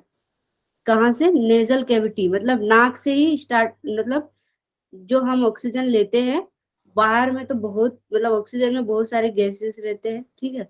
उसके बाद कहीं कहीं का वायु प्रदूषित भी होता है, लेकिन शरीर उसको उस तरह का नहीं चाहिए, शरीर को चाहिए एकदम फ्रेश ऑक्सीजन। उसको फ्रेश करने के लिए नेजल कैविटी से लेकर ट्रेकिया तक का जो रास्ता है ये क्या करता है, उसके लायक बनाता है कि शरीर उसको ले सके, उस ऑक्सीजन को शरीर के लायक बनाता है, ठीक है। जैसे यहाँ पे लिखा है एयर फ्लो स्पीड, उसका जो स्पीड है वो देखता है, डस्ट फ्री करता है, अगर उसमें कोई डस्ट है तो वो डस्ट फ्री करता है। टेम्परेचर एंड वाटर वेपर, मतलब जो टेम्परेचर है वो देखता है, टेम्परेचर ऑक्सीजन का फिक्स टेम्परेचर होना चाहिए। गर्मियों में गर्म हवा आती है, ठंडियों में ठंडी हवा आती है, लेकिन वो नेजल कैविटी से ट्रेकिया तक का काम ये है कि उस ऑक्सीजन को शरीर के लायक बनाना, ठीक है। बीच में लेरिंग्स स्थित है, ठीक है, जो स्पीच बॉक्स का कार्य करता है, तथा ट्रेकिया वॉच डॉग भी है। वॉच डॉग मतलब ये जल या खाने की कोई दाना भटक कर ट्रेकिया की ओर आया कि ये कफ रिफ्लेक्स पैदा कर शोर मचा देता है। मतलब ये है कि एक जगह पे, जिस जगह पे हम लोग देखे थे ना फेरिंग्स, फेरिंग्स में क्या होता है, विंड पाइप, हमारा जो विंड पाइप है और फूड पाइप है वहां पे एक जंक्शन जैसा है, थोड़ा सा मिलता है, ठीक है। वहां पे एक ढक्कन भी रहता है, कि जब हम खाना खाते हैं तो वो ऑक्सीजन की द्वार बंद हो जाती है, ठीक है। जैसे हम खाना खाते हैं तो वो दोनों पाइप, फूड पाइप और विंड पाइप का मिला हुआ भाग है एक जगह, जिसे हम कहते हैं फेरिंग्स, ठीक है। जब भी हम खाना खाते हैं तो वो ऑक्सीजन वाला बंद हो जाता है, वहां पे एक दरवाजा जैसा होता है। जब भी हम खाना खाते हैं तो वो ऑक्सीजन वाला बंद हो जाता है, ताकि खाना का कोई भी हिस्सा ऑक्सीजन यानी विंड पाइप में न जाए, ठीक है। और जाता है तो वो क्या करता है, कफ रिफ्लेक्स पैदा कर देता है, मतलब उसको निकालने की कोशिश करता है, और हमें खांसी होती है कि खांसी करके हम उसको निकालने की कोशिश करते हैं, क्योंकि विंड पाइप में थोड़ा सा भी वो दूसरा पार्टिकल्स बर्दाश्त नहीं कर सकता है, ठीक है। ट्रेकिया, ब्रोंकाई और ब्रोंक्यूल्स की दीवारें स्मूथ मसल्स का बना होता है तथा अर्धचंद्राकार कार्टिलेजिनस रिंग से बनी है, ताकि इनकी संरचना कोलैप्स ना हो सके। ये कार्टिलेज जो आप लोग पढ़े होंगे ना, कार्टिलेज बोन्स, मतलब बोन्स नहीं है, वो कार्टिलेज मसल्स है, जिससे वो विंड पाइप बना होता है, ठीक है। उसको वो सपोर्ट करता है, विंड पाइप अर्धचंद्राकार होता है, ठीक है। ये उसको सपोर्ट करता है, ठीक है। विंड विंड पाइप को सपोर्ट करके मतलब उसको बनाए रखता है, ताकि इसकी संरचना कोलैप्स ना हो सके, ठीक है। मतलब आपस में ये ऐसे चिपके ना, इसलिए उसको पकड़ के रखा है वो, ठीक है। कार्टिलेज, कार्टिलेज का बना है जो कि उसको पकड़ के रखा है। फेफड़े की संरचनात्मक एवं कार्यात्मक इकाई एल्वुलाई है। प्रत्येक एल्वुलाई एक एल्वुलाई डक्ट के सिरे पर गुब्बारे की भांति फूलता और पिचकता है। सिंगल फ्लैट सेल एपिथेलियम का बना एक अंग है, जिसके बाहरी सतह पर ब्लड कैपिलरी की इंडोथेलियम मड़ी हुई है। जो हमारा एल्वुलाई है, जो लंग्स का यूनिट है, उसका काम क्या है, उसी का काम है मुख्य रूप से गैस को एक्सचेंज करना, ठीक है। तो वो जो एल्वुलाई है उसका इंडोथेलियम मतलब उसकी बाहर की दीवार, एल्वुलाई की बाहर का दीवार और हमारा जो है ब्लड कैपिलरी का बाहर का दीवार, दोनों मिले हुए हैं, चिपके हुए, ताकि जो हमारा O2 और CO2 को जो बाहर करेगा वो हमारा रिस्पिरेटरी सिस्टम है। लेकिन जो जहां से वो ब्लड, मतलब वो O2 कहाँ से लेगा, ब्लड से लेगा, ब्लड कैपिलरी से, जो हम लोग आगे पढ़े थे कार्डियोवेस्कुलर सिस्टम, जो शरीर के हर एक अंग में है। तो ये कहाँ पे, ये एल्वुलाई के ऊपर है, ठीक है। एल्वुलाई के ऊपर ब्लड कैपिलरी है, उसी ब्लड में जो ऑक्सीजन है वो ऑक्सीजन लंग्स से लेती है और CO2 को वहीं पे दे देती है, ठीक है। और ये कहाँ पे होता है ये काम, ये एल्वुलाई के ऊपर, जो एल्वुलाई का एंडोथेलियम मतलब एल्वुलाई के ऊपरी लेयर है, और ठीक है, और इंडोथेलियम, एल्वोलर एपिथेलियम एवं कैपिलरी इंडोथेलियम मिलकर रिस्पिरेटरी मेम्ब्रेन की रचना बनाती है। एल्वुलाई का एपिथेलियम मतलब बाहर का दीवार, ठीक है, और ब्लड कैपिलरी का अंदर की दीवार मिलकर एक मेम्ब्रेन बनाती है, जहाँ पे ब्लड क्या करता है, ब्लड कैपिलरी वहां से ऑक्सीजन ले लेता है और CO2 को दे देता है, ठीक है। ये इसी को कहते हैं रिस्पिरेटरी मेम्ब्रेन, एक रचना बनाती है ताकि वहां पे गैस का एक्सचेंज हो सके, उसे कहते हैं रिस्पिरेटरी मेम्ब्रेन, जिसके आर पार O2 और CO2 का आदान प्रदान होता रहता है। एल्वुलर एपिथेलियम दो प्रकार की सेल से बनी है। जो एल्वुलाई है उसका जो एपिथेलियम है मतलब बाहर का जो दीवार है वो दो सेल से मिलकर बनी है। पहला सेल है सामान्य चपटी कोशिकाएं, जिनके कोशिका द्रव्य यानी साइटोप्लाज्म में न्यूक्लियस और साइटोप्लाज्मिक फाइबर्स दिखाई पड़ते हैं। ये जो टाइप 1 सेल है ये गैस का एक्सचेंज में भाग लेता है, ठीक है। दूसरा सेल है, इनकी संख्या कम होती है, इन्हें न्यूमोटोसाइट कहते हैं। इनका साइटोप्लाज्म ग्रेन्युलर होता है, ये गैसों के आदान प्रदान में भाग नहीं लेते हैं, ठीक है। इनसे एक विशेष तत्व सरफेस टेंट निकलता है, जो एल्वुलाई को कोलैप्स नहीं होने देता। जो एल्वुलाई है ना, इसका दो सेल है, दो से एक का काम है गैस का एक्सचेंज करना, और दूसरे सेल का काम है एल्वुलाई को कोलैप्स होने से बचाना, मतलब एल्वुलाई को सपोर्ट करना, मदद करना, ठीक है। ऐसा विश्वास किया जाता है कि प्रत्येक एल्वोलस अपने चारों ओर स्थित अन्य एल्वुलाई से महीन विंडो द्वारा कम्युनिकेट करता है। मतलब लंग्स में बहुत सारे एल्वुलाई है, ठीक है, दोनों साइड ऊपर से नीचे तक बहुत सारे एल्वुलाई है, तो ये ऐसा इनका मानना है कि जो सभी एल्वुलाई है ना वो आपस में एक दूसरे से कनेक्ट होते हैं। मतलब जैसे ही ऑक्सीजन जाता है तो एक साथ सभी एल्वुलाई फूलते हैं, ठीक है, और जब बाहर निकलता है तो एक साथ ही सभी फूलते हैं और एक साथ सभी पिचकते हैं, ठीक है। इसीलिए इसका मानना है कि ये आपस में मिले हुए हैं, मतलब अंदर से आपस में मिले हुए हैं, ठीक है। महीन विंडो द्वारा कम्युनिकेट है, ठीक है, जिसे वेंट कहते हैं, ठीक। क्योंकि अंदर हवा आ रही है, इवेंटली डिस्ट्रीब्यूट हो जाती है, मतलब जैसे ही आती है तुरंत हर जगह एक साथ जाती है, सभी एल्वुलाई में एक साथ जाती है। तो इसका कहना है कि आपस में सभी एल्वुलाई मतलब मिला हुआ है, एक दूसरे से अंदर से मिला हुआ है। अब देखते हैं फेफड़े के कार्य। श्वसन, पहला कार्य श्वसन।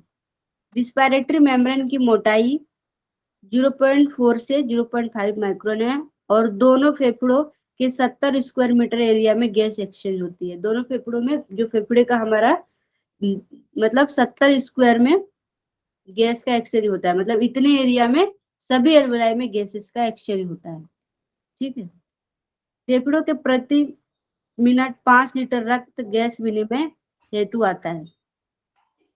हर मिनट में 5 लीटर, ये कम से कम 5 लीटर गैस का आदान प्रदान करता है, जिसमें प्रति मिनट 250 ml ऑक्सीजन रक्त में आती है और 2 से ml CO2 बाहर निकालती है, ठीक है। गैसों का विनिमय डिफ्यूजन विधि द्वारा होता है।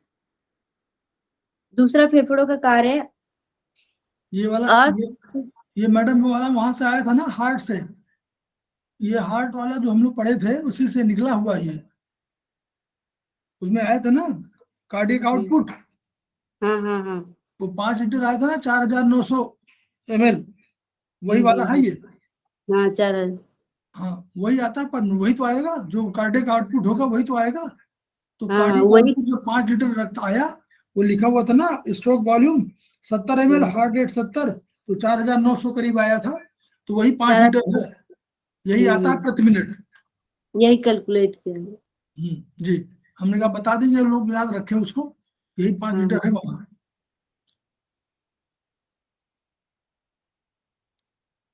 दूसरा कार्य है अश्वसनीय कार्य।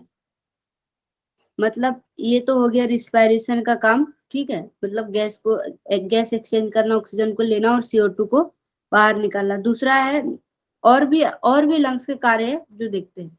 ये शरीर के तरलों का पीएच मेंटेन करता है, ठीक है, क्योंकि यह प्रतिदिन 330 लीटर CO2 शरीर से बाहर निकालता है, ठीक है। शरीर का तापक्रम नियमित रखता है, मतलब बॉडी टेम्परेचर को भी ये रेगुलेट करता है। ये शरीर की जल मात्रा संतुलित करता है।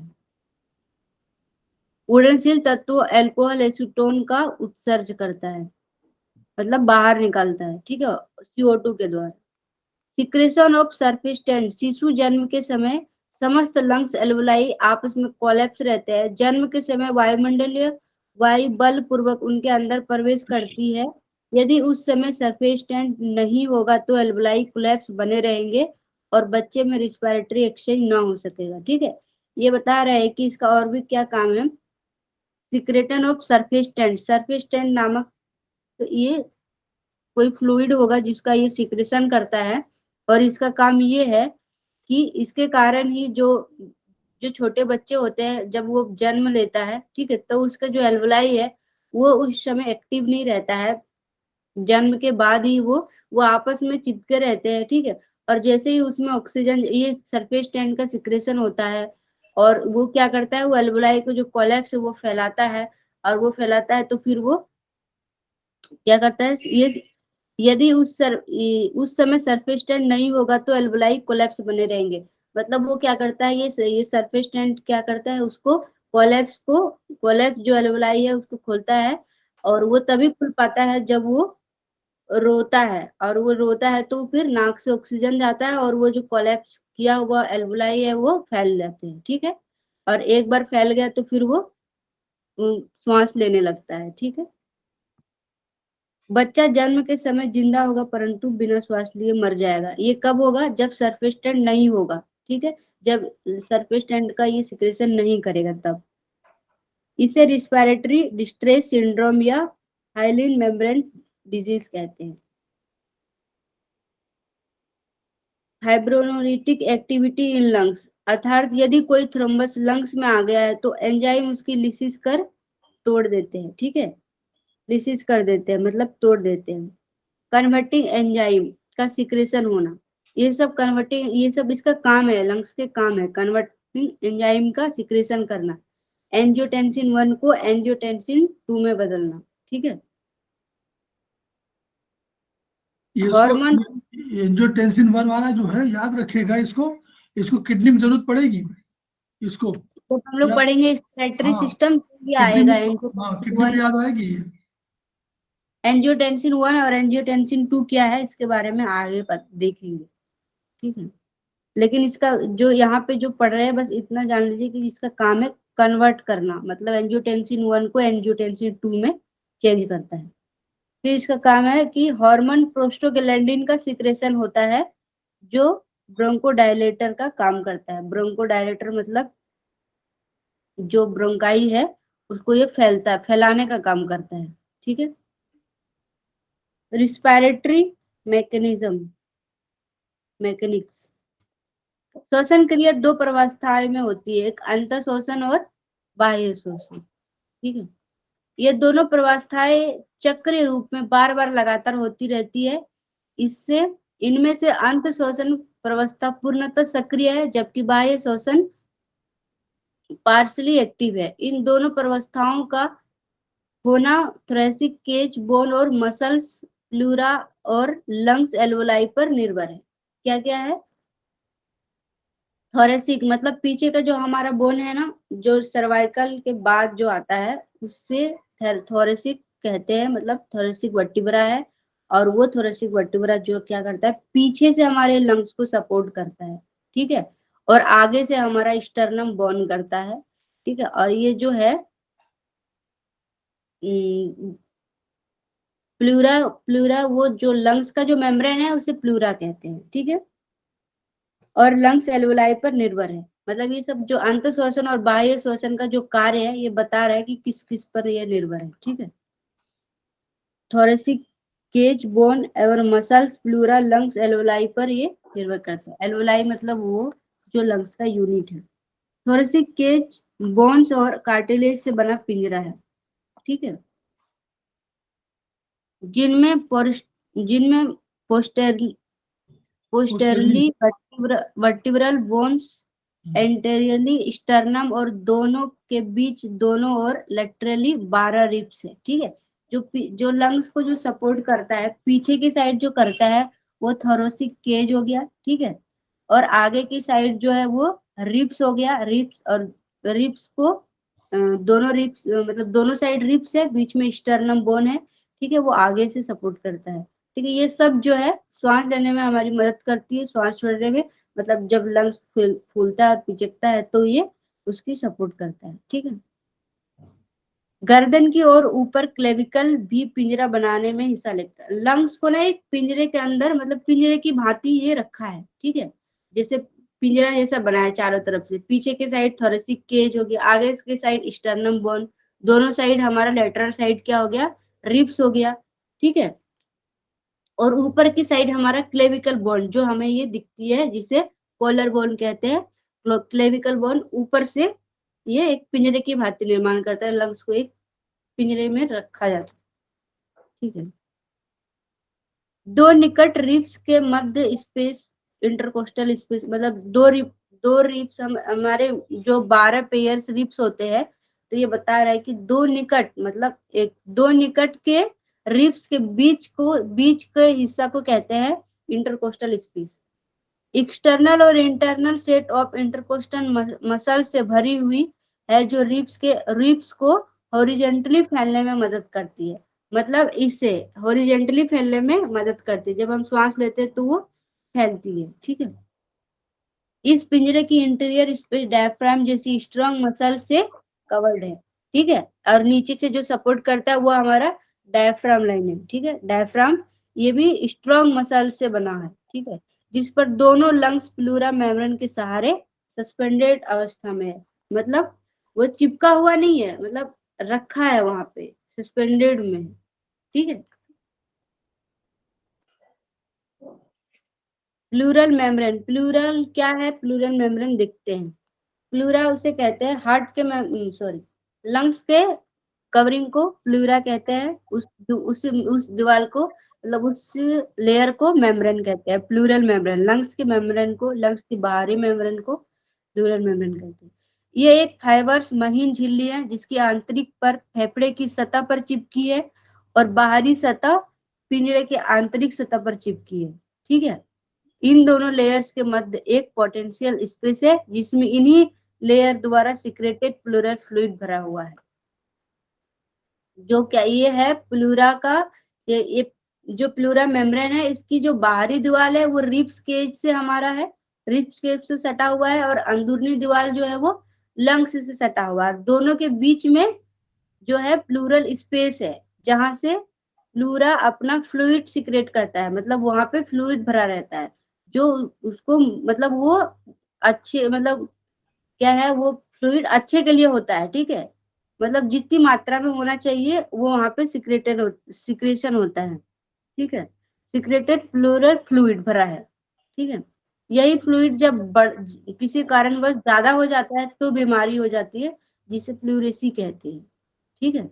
लेकिन वहां पे फ्लूइड ऑलरेडी रहता है जो कि उसको लंग्स को मदद करती है, लेकिन जब ये ज्यादा हो जाता है तब दिक्कत होती है।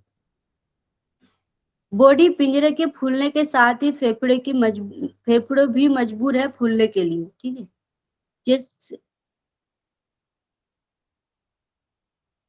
इसकी प्लूरल कैविटी में असमान स्थितियों में हवा भरने पर न्यूमोथोरैक्स न्यूमोथोरैक्स, ब्लड आ जाने पर हीमोथोरैक्स और मवाद आ जाने पर पायोथोरैक्स कहते हैं।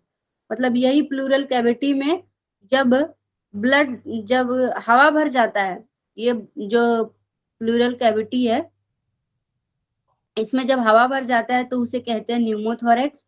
जब ब्लड आ जाती है, लेकिन वहां पे होना नहीं चाहिए ये सब, जब हो जाता है तो ये बीमारी का नाम है, ठीक है। जब ये हवा भरती है तो न्यूमोथोरैक्स, ब्लड आती है तो हीमोथोरैक्स कहते हैं, और मवाद आ जाती है तो पायोथोरैक्स कहते हैं। ऊपर वर्णित एक्सटर्नल और इंटरनल इंटरकोस्टल मसल्स के अलावा डायफ्राम मसल्स, बैक मसल्स और एब्डोमिनल मसल्स भी श्वसन क्रिया में सक्रिय हिस्सा लेती है, मतलब ये सब मदद करती है, ठीक है। ये सब भी हिस्सा लेती है, एब्डोमिनल मसल्स, बैक मसल्स और डायफ्राम मसल्स। एक श्वसन चक्र इंस्पायरेटरी और एक्सपायरेटरी मिला के, मतलब लेना और छोड़ना मिला के एक श्वसन चक्र पूरा करने में 4 सेकंड का समय लगता है, जिसमें मतलब सांस लेना भी है और सांस छोड़ना भी है, तो इसमें 4 सेकंड का समय लगता है। इसमें से इंस्पायरेटरी फेज 1 से 2 पॉइंट सेकंड का ही है, अतः गैसेस एक्सचेंज हेतु 1.0 सेकंड का समय मिलता है, परंतु गैसेस एक्सचेंज इतनी तेज गति से होता है कि मात्र 0.003 सेकंड में ही रक्त ऑक्सीजन से संतृप्त हो जाता है, ठीक है। ये क्या है, श्वास लेने की जो क्रिया है वो श्वास लेने और सांस छोड़ने की क्रिया है, उसमें 4 सेकंड लगता है। उसमें से जो सांस लेने की है उसमें से 4 सेकंड में से ही 1.2 सेकंड लगता है लेने में, ठीक है। और ये छोड़ने में नहीं बताया है, बस ये लेने के लिए है। और जब वो ऑक्सीजन मिलती है, जब वो ऑक्सीजन ब्लड में मिलती है तो उसमें 0.003 सेकंड लगता है, और जो बाकी बचा है वो एक्सचेंज का हो गया, ठीक है। तो जो बाकी बचा वो है हो गया 1.8 सेकंड, और ये तीनों को जोड़ेंगे तो 4 सेकंड आएगा, ठीक है। 1.2 लेने में, 1.8 छोड़ने में, और जो गैस एक्सचेंज होता है वो 0.003 सेकंड लगता है, ठीक है। टोटल 4 सेकंड लगता है सांस लेने में और छोड़ने में। श्वसन की प्रकार, टाइप्स ऑफ ब्रीथिंग। उपरोक्त वर्णित ब्रीथिंग प्रकार इपोनिया कहलाता है, जो थोरेसो एब्डोमिनल और अर्थात थोरैक्स एवं एब्डोमिनल मसल्स का पूर्ण सहयोग रहता है, ठीक है। गर्भवती महिलाओं में एब्डोमिनल मसल्स की हेल्प नहीं मिलती है, ठीक है, जबकि इसको होना चाहिए। ऐसे मतलब होता है। मतलब नॉर्मल व्यक्ति में एब्डोमिनल मसल्स भी मदद करती है, एब्डोमिनल मसल्स, डायफ्राम मसल्स और थोरेक्स मसल, लेकिन गर्भवती महिलाओं में ये एब्डोमिनल मसल्स हेल्प नहीं करती। श्वसन की प्रकार में पहला है हाइपरटोनिया। जब श्वसन गति एवं श्वसन गहराई दोनों सामान्य से अधिक हो जाते हैं, और ये कब होता है? इंस्टेंट हीट, मतलब बहुत ज्यादा गर्मी लगना, इंटेंस पेन जब बहुत ज्यादा दर्द होता है, तब हमारी श्वास गति क्या होती है? बढ़ जाती है। श्वसन गति और श्वसन गहराई भी बढ़ जाती है, गति भी बार बार होता है, श्वास हम जल्दी जल्दी लेने लगते हैं और मतलब लंबी गहरी भी लेने लगते हैं, ठीक है। और इमोशंस, और कोई भी इमोशंस के कारण, ठीक है। दूसरा है टैकी टैकीपुनिया। जब श्वसन गति सामान्य से अधिक हो जाती है किंतु श्वसन गहराई सामान्य रहती है, शरीर का तापक्रम बढ़ने पर और एकाएक तेज दौड़ने पर, ठीक है। मतलब वो तो हम छोटी छोटी सांस लेते हैं, गहराई नहीं जाती, बस छोटी छोटी और जल्दी जल्दी लेते हैं, ठीक है, इसे कहते हैं टैकीपुनिया। और है तीसरा है एपोनिया। इंस्पायरेटरी और एक्सपायरेटरी फेज के मध्य 1.0 सेकंड का ऐसा समय है जब कोई कार्य नहीं हो रहा है, ठीक है।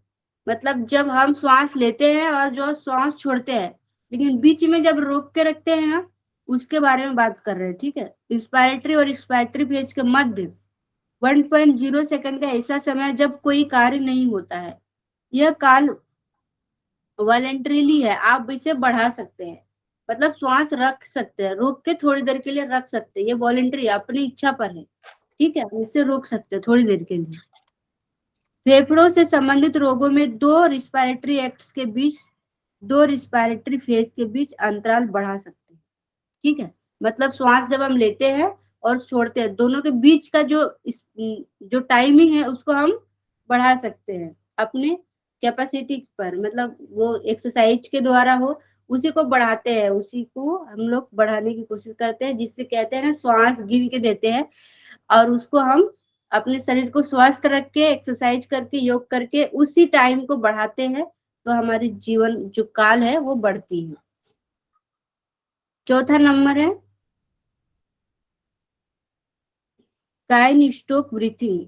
हाइपरपिनिया तथा एपोनिया कंडीशन साइक्लिक फैशन में लगातार होती रहती है। उदाहरण हाई एल्टीट्यूड पर जाने के पश्चात हाइपोक्सिया के कारण यूरेमिया तथा कार्डियक फेल्योर के रोगियों में होता है। ब्रीथिंग साउंड, हम साउंड के बारे में देख लेते हैं थोड़ा सा। ब्रीथिंग, सामान्य व्यक्तियों में स्टेथोस्कोप की मदद से श्वास नली पर जो साउंड सुनाई पड़ती है ये कर्कश क्वालिटी की होती है। जो सामान्य आवाज होती है श्वास लेने की और छोड़ने की, वो कर्कश क्वालिटी की होती है। इसे ब्रोंकियल और ट्यूबुलर साउंड कहते हैं, ब्रोंकियल ट्यूबुलर साउंड कहते हैं, ठीक है, जो नॉर्मल श्वास है। यही आवाज आपको पीठ या सीने से लंग्स एरिया में सुनाई पड़े तो इसका अर्थ है कि ब्रोंकाई ओपन है, कटी है, या लंग्स पेरेन्काइमा एट्रोफाइड है।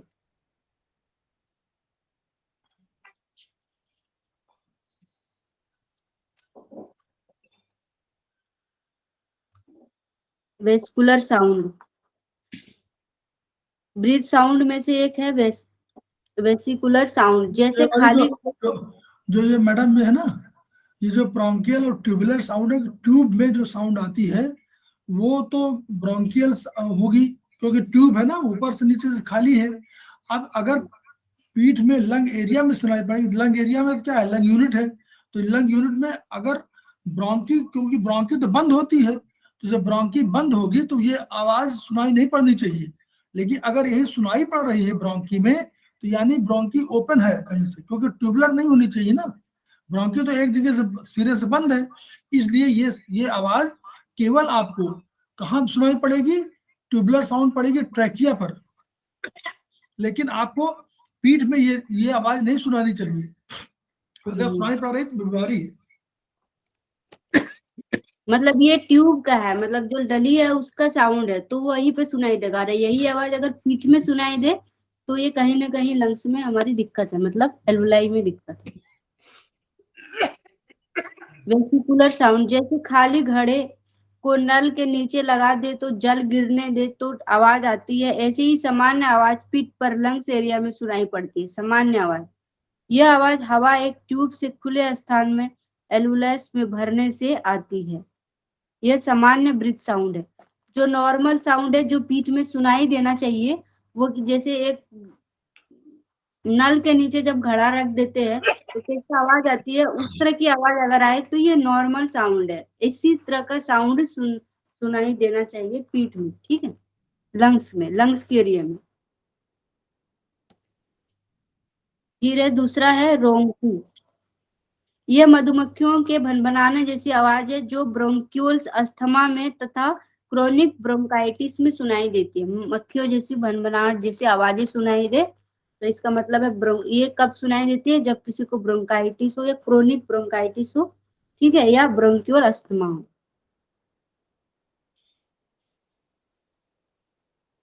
तीसरा है क्रिप्टेटिनस।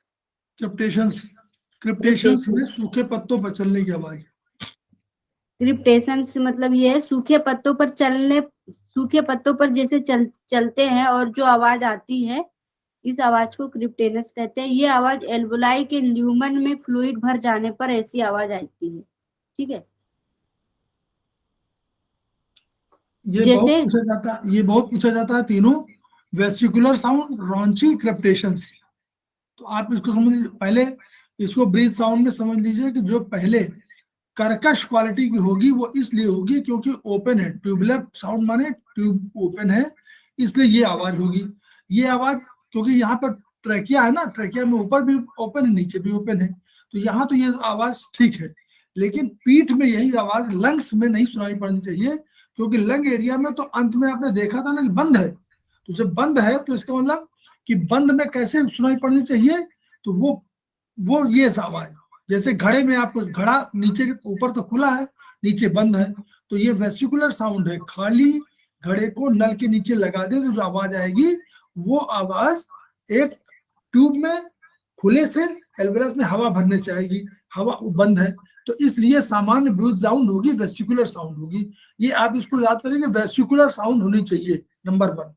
नंबर 2, अगर आपकी रॉन्ची मधुमक्खियों के भनभनाने की आवाज आ रही है तो ये ब्रोंकियल अस्थमा है या क्रॉनिक ब्रोंकाइटिस। ये याद रखिए कि अस्थमा में और क्रॉनिक ब्रोंकाइटिस में रॉन्ची मधुमक्खी वाली होगी।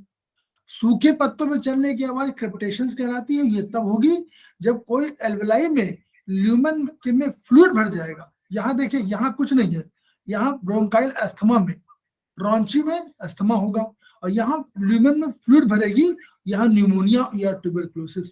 तो ट्यूबरक्लोसिस बीमारी में क्रिप्टेशंस, न्यूमोनिया में क्रिप्टेशंस, क्रॉनिक ब्रोंकाइटिस अस्थमा में रॉन्ची, और सामान्य वेसिकुलर साउंड। ये प्रश्न बार बार आता है, इसी को हम लोग याद करना पड़ता है।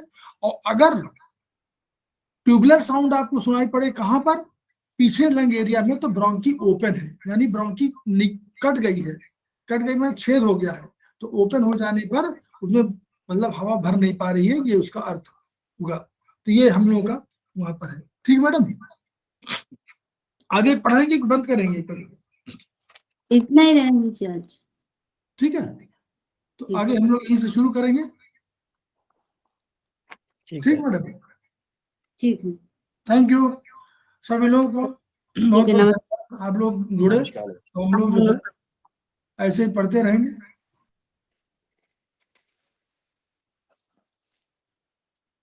ठीक ठीक।